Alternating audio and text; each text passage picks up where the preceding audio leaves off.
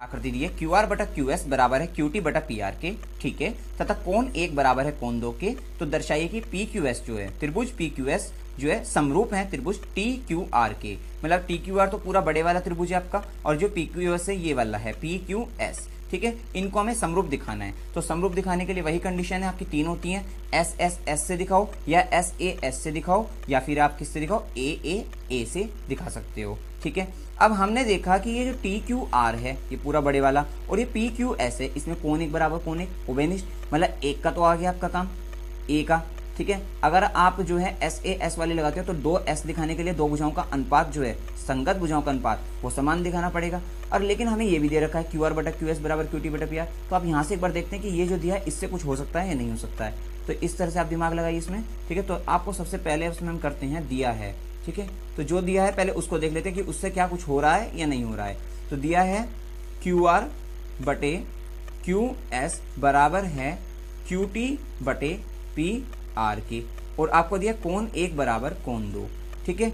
तो अभी हम जैसे ही इसको देखते हैं कि क्यू आर बटा क्यू आर ये है बटे क्यू एस ये है, मतलब कि एक अनुपात तो इसका हो गया, ये बड़े वाली भुजा का है, मतलब कि टी क्यू आर वाले त्रिभुज में, और ये पी क्यू एस वाले त्रिभुज में, ठीक है। लेकिन अगला क्या है क्यू टी बटा पी आर, क्यू टी बटे पी क्यू होता तो चल जाता, लेकिन यह पी आर है, तो ये तो नहीं समझ में आई। अब यहाँ पर आप देखते हो कि कोण एक बराबर कोण दो दे रखा है, तो इसका भी यूज करना होगा। तो पहले आप इसका यूज देखिए कि कोण एक यहाँ पे है और कोण दो यहाँ पे है। इसको मैं अलग से बनाकर दिखा रहा हूँ आपको, ये देखिए आप, ठीक है, जिससे आपको आसानी से समझ में आ जाए। यहाँ पे P है, यहाँ पे Q है, और यहाँ R है, ठीक है। और कोण एक क्या है, ये Q, ये वाला P Q R जो है, ठीक है ना, ये कोण एक है। और कोण दो जो है वो क्या P R Q जो है, मतलब कि आपका ये जो है ये क्या कोण दो ही है और ये कोण एक है। और चूंकि कोण एक बराबर किसके है, कोण दो के, जब ये दोनों कोण आपस में बराबर हैं तो इनकी सम्मुख भुजाएं क्या होंगी, ये भी बराबर होंगी, ठीक है। तो ये दिया है और दर्शाना है, ये ज्ञात करना है क्या, त्रिभुज पी क्यू एस समरूप है त्रिभुज टी क्यू आर के। अब देखिए आप हल किस तरीके से अब हम करते हैं इसको। तो इसमें यही है कि चूंकि त्रिभुज पी क्यू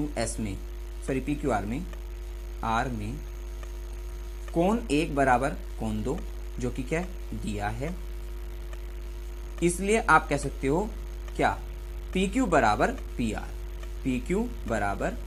आर। क्यों? क्योंकि समान कोण के सामने की भुजा समान होती है, समान कोण के सामने की भुजा, सम्मुख भुजा मतलब समान होती है। क्लियर होगी बात कि आपका जो यहाँ पर ये PQ जो है वो बराबर हो गई किसके, PR के, ठीक है। तो अब आपको ये भी दिया था कि QR बटे QS जो है बराबर है QT बटे PR के। तो आप PR की जगह क्या लिख सकते हो, PQ लिख सकते हो, ठीक है। PR की जगह हम क्या लिख सकते हैं, PQ लिख सकते हैं। तो QR बटे QS बराबर हो जाएगा QT बटे PR की जगह PQ। हो गया भुजाओं का अनुपात अब बराबर, बस अब आप ले लीजिए। इसलिए अब लेते हैं त्रिभुज किसमें, पहले PQS है तो PQS वह त्रिभुज TQR में, ठीक है।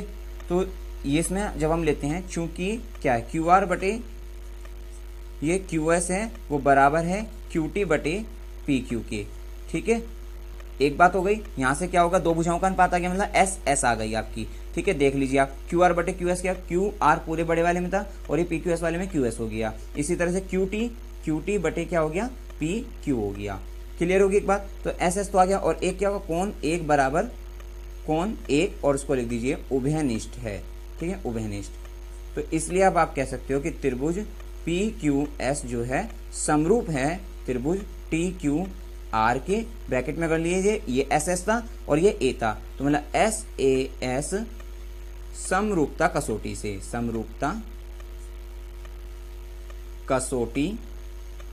से, ठीक है, ये समरूप हो जाएंगे। बस यही लिखना था आपको कि करना था आपको कि SAS समरूपता कसौटी से ये दोनों त्रिभुज जो होंगे वो क्या होंगे, समरूप हो गए।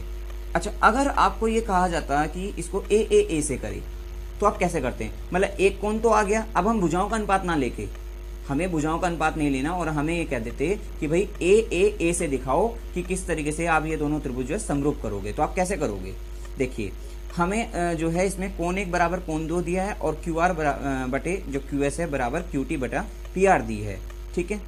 तो आप इसको यहां से देख सकते हो इस तरीके से।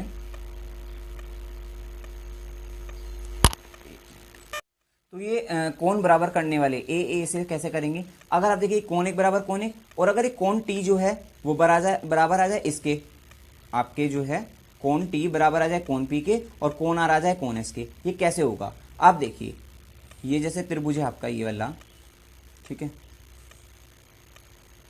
और ये एक भुजा है आपकी। अभी इसको भूल जाइए पी आर वाली को, ठीक है। ये टी है, ये क्यू है, ये आर है, ये पी है और ये एस है, ठीक है। ये कोण इसके बराबर और ये कोण इसके बराबर कब आएगा, आपको पता, अगर ये दोनों को मैं समांतर सिद्ध कर दूं, ठीक है, टी आर जो है पी एस के समांतर सिद्ध कर दूं तो क्या होगा, आपका दो समांतर रेखाएं हो जाएंगी और उनको एक तिर्यक रेखा ये काटी तो ये वाला कोण इसके बराबर और ये वाला ये एक तिर्यक रेखा इसको ऐसे काट जाएगी तो ये कोण जो है, ठीक है ना, ये कोण इसके बराबर हो जाएगा। अब ये समांतर कैसे सिद्ध करें, भाई पहले समांतर सिद्ध करोगे तभी तो इसको करोगे। समांतर सिद्ध करने के लिए हमें बीपीटी का विलोम वो याद रहना चाहिए कि बीपीटी का जो विलोम था, बीपीटी का जो विलोम है वो क्या होता था, अगर भुजाओं का अनुपात बराबर कर दिया तो ये समांतर हो जाएगी। क्या, कौन सी भुजाओं का अनुपात, ये टीपी बटा पी क्यू बराबर ये आर एस बटा एस क्यू, या फिर आप कह सकते हो क्यू पी मतलब क्यू पी बटा पी टी और क्यू एस बटा एस आर, कुछ भी कह सकते हैं। तो ये कैसे होगा, देखिए आपको दिया है ये क्यू आर बटा क्यू एस बराबर है क्यू टी बटे पी आर के, ठीक है। अब आपको पता तो लग गया था कि कोण 1 बराबर कोण 2 है, ठीक है, तो यहां से पी आर पी क्यू के बराबर होगी थी, तो इसको भी लिख लीजिए आप पहले ही कि क्यू आर जो बटा क्यू एस बराबर है क्यू टी बटे पी क्यू के। क्लियर होगी इतनी बात। अब आप यहां पर क्या करिए, -1 कर दीजिए इसमें से, क्यू आर बटा क्यू एस -1 बराबर क्यू टी बटे पी क्यू -1। -1 जब आप करोगे क्यू आर, ठीक है, माइनस क्यू एस बटे क्यू एस हो जाएगा, बराबर क्या होगा, अब ये क्यू टी माइनस के पी क्यू बटे पी क्यू हो जाएगा। अब देखिए क्यू टी में से जब पी क्यू गया तो आपका क्या बचा, ये पी टी बच गया सिर्फ, ठीक है, पी टी बटे पी क्यू ये बच गया, पी टी बटे पी क्यू या टी पी बटे पी क्यू कर लीजिए आप, वो इस क्रम में हो जाएगा ना, टी पी बटे पी क्यू, टी पी बटे पी क्यू। फिर उसका क्यू आर माइनस के Q S, Q R minus के क्यू एस गया तो क्या बचा, एस आर, तो एस आर बटे क्या बचा, क्यू एस। क्लियर है इतनी बात। अब आपने यहां पे देखा, इसका व्युत्क्रम कर लीजिए, व्युत्क्रम करने पर तो व्युत्क्रम करने से क्या हुआ आपका, ये आ गया एस आर बटे क्यू एस, व्युत्क्रम भी ना करिए आप इसका, ये देखिए अब एस आर बटे क्यू एस जो है वो बराबर किसके आया, टीपी बटे पी क्यू के। और जब भुजाओं का अनुपात बराबर होता है, त्रिभुज की कोई भुजा अगर जो है ये त्रिभुज में ये भुजा थी, भुजा पर बिंदु पी और एस थे, इनको मिलाने से एक ये भुजा जो है दो भुजाओं जो है त्रिभुज की दो भुजाओं टी क्यू और क्यू आर को क्या है, समान अनुपात में क्या कर रही है, विभाजित कर रही है, ठीक है। तो क्या होता है, ये तीसरी भुजा के क्या हो जाएगी, समांतर हो जाएगी। इसलिए आप कह सकते हो कि जो टी आर होगी वो समांतर किसके होगी, पी एस के। और ये कौन कहता है, ये आपकी परमेय जो बीपीटी का जो है विलोम कहता है, बीपीटी के विलोम से, ठीक है। तो बीपीटी का विलोम ये कहता था। और जब ये समांतर हो गई अब सिद्ध, तो आप क्या कहोगे, कोण टी जो होगा, मतलब टी का मतलब ये क्यू टी आर कह सकते हो, कोण क्यू टी आर जो है वो बराबर किसके होगा, क्यू टी आर जो होगा बराबर होगा किसके, क्यू पी एस के कोण। क्यों है ये, संगत कोण हो गए, संगत कोण। इसी तरीके से कोण जो होगा क्यू आर टी जो होगा, कोण क्यू आर टी बराबर किसके होगा, कोण क्यू एस पी के, ये भी क्या होंगे, संगत कोण हो गए। और तीसरा क्या है आपका, ये हो जाएगा कोण 1 बराबर कोण 1 के। ये किस में लिया हमने, त्रिभुज टी क्यू आर व त्रिभुज पी क्यू एस में, ठीक है। ये तीनों चीज आ गई, तो इसलिए आप कह सकते हो कि त्रिभुज टी क्यू आर जो है वो क्या है, आपके समरूप हैं त्रिभुज पी क्यू एस के। कैसे, ए समरूपता कसौटी से, समरूपता कसौटी से।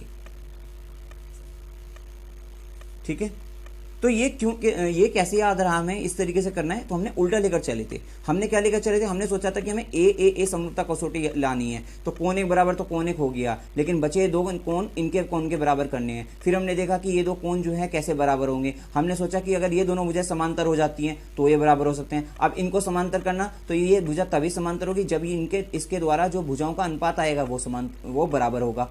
बस फिर हमने भुजाओं का अनुपात बराबर करना चाहा, और भुजाओं का अनुपात बराबर करने के लिए हमें क्योंकि ये दे रखा था तो हमने इसका उपयोग कर लिया, दोनों का उपयोग कर लिया जो दिया है। तो इस तरीके से भी आपका ए समरूपता कसौटी हो सकता है।